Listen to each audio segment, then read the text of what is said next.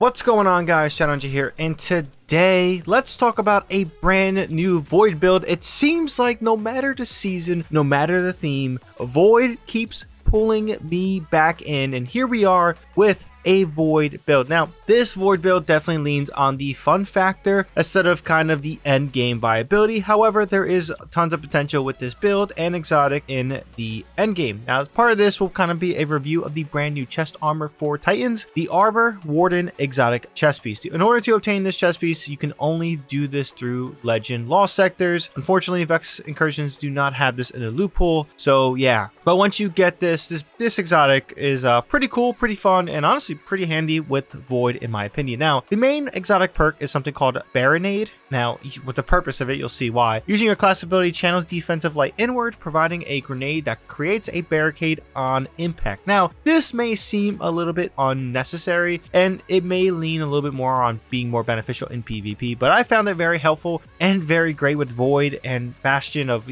overshielding with casting your barricade and stuff like that, throwing your nade out in front of you, throwing it towards teammates instead of you being in the presence. Also, it allows you to kind of circumvent the animation in terms of maybe things are sticky and you have this already prepped. Bam, you throw it and you have a quick barricade and overshield. It's pretty solid. But this build doesn't just revolve around this exotic, it revolves around some of the seasonal mods in this artifact, which I was a little bit, I was like, I don't know, but you'll be seeing quickly. With this build, it gets insane. So with that being said, let's jump right into showing you the build. So here we are, respect the drip. Man, I feel like I made this chest piece work. But before we continue with the Void subclass seasonal artifacts, let's talk about some of the mods we're going for. Now, we don't have the Mana Core Catalyst done yet, but the Catalyst should help this gun a good bit. Honestly, I went for this one for more of the fun factor, and I wanted a Void SMG that was exotic to increase some damages. We have the brand new Stasis Wayframe, the new Pacific Ectopath.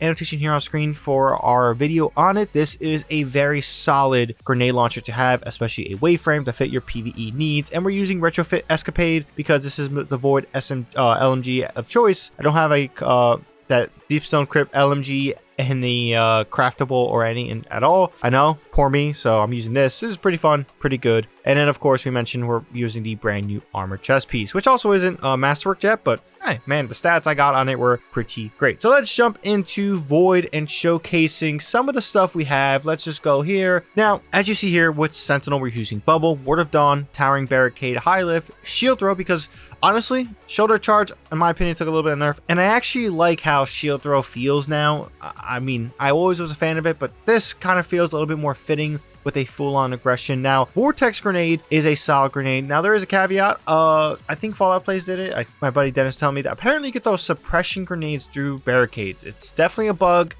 Yeah, so if you want to use suppression grenades, go ahead, but that is what it is. So when it comes to our aspects, we're using Bastion and Controlled Demolition. And for our fragments, we're using Echo of Harvest, Instability, Persistence, and Starvation. Now, when it comes to our armor mods, we're using a Void Siphon to generate some orbs. We have Heavy Ammo Scout and Heavy Ammo Finder because we don't have Bricks from Beyond anymore, which is a sad day. We're using a double up of Void Weapon Surge with Stack on Stack. So stack on stacks, you get an Orb Power, you get 2 armor charges instead of 1. For our gauntlets, we have a melee kickstart, just help us with throwing our shield as often as possible. Momentum Transfer and Void Loader. And for our mark, we have Powerful Attraction, which is a solid one, special finisher, and get more green bricks, time dilation to extend our armor charges, and we have charge up for our chest armor just to increase our armor charge capabilities. Now, let's talk about the seasonal artifact. This is what we are going with so far. Honestly, there is one more unlock I have to,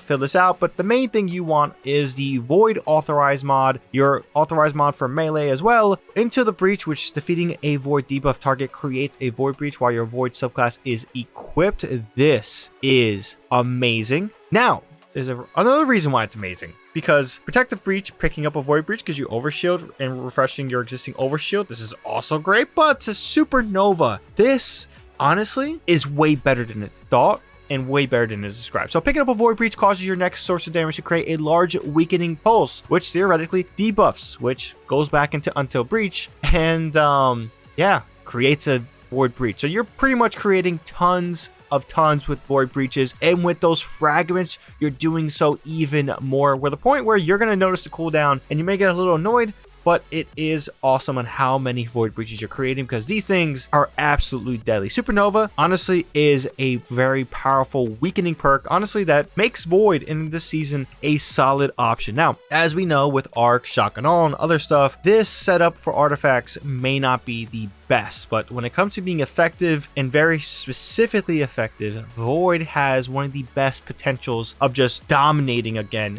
in this PvE sandbox. For the end game, it is going to be interesting to see how this plays out. Again, bubble will be great for adding some sort of damage multiplier, but with a lot of the stuff going on right now with how endgame is designed, Thunder Crash and higher DPS supers are still going to be the option for Titans like myself and for this build. So I'm not saying this is going to be the end game meta crunch, but if you're playing the Destiny collectively as a whole, and even in some end game situations, this build, this setup will be absolutely phenomenal. Now, let's showcase some of the stuff in game so you guys get a good grasp and understanding of what's going on. Now, the main thing here I want to highlight is this supernova. Now, you're wondering how it works. Where does the emission happen from? Happens from the enemy once you get this supernova ready prompt on the left hand side. Now, you're going to have tons of buffs with this setup, so things may get confusing and you may not be able to keep up, but if you pick up a void breach, just know that you have 10 seconds to use this, and practically when you admit damage with any void, including your weapon, this absolutely does some weakening that is honestly amazing, especially if you're dealing with higher, difficulty bosses, majors, and things like that. You shoot them, they weaken around. Volatile rounds are a thing with this build. They're maybe not as frequent as they were with Volatile Flow in Season Defiance, but in this season, I mean, it's great. It's great. The fragment I have of Echo Instability, defeating targets with your grenades grants volatile rounds to your weapons.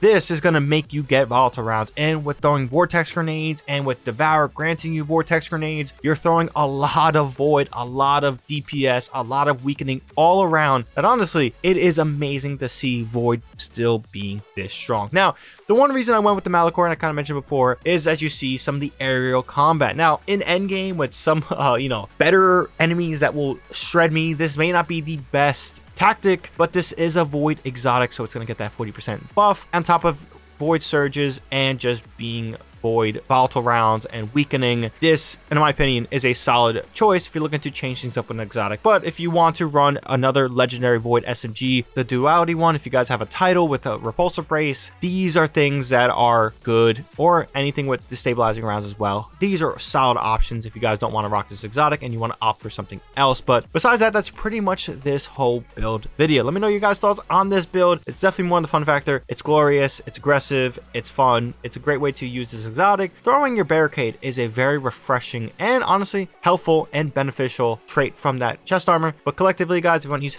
Hearts of Inmost Light, if you want to be basic, I get it. Again, it is the best exotic in the game still for Titans, and the best void exotic in the game still, so use it. It'll be great, but I prefer this chest armor. A little bit more of a fun factor. Throwing feels a little bit better when it comes to casting your barricade and stuff like that. Plus the animation of, punching your grenade to charge your barricade in there is also pretty cool. But let me know your thoughts down below. Again, if you guys enjoyed, found this video informative, definitely drop this video a like, helps with the video a ton. And if you guys want more content from me, whether it's Destiny 2, Call of Duty, or any of the game I cover on the channel, definitely be sure to hit that subscribe button and that bell to be notified for when I do drop more content. But until then, that's all I got for this one. ShadowNinja here, and I'm out.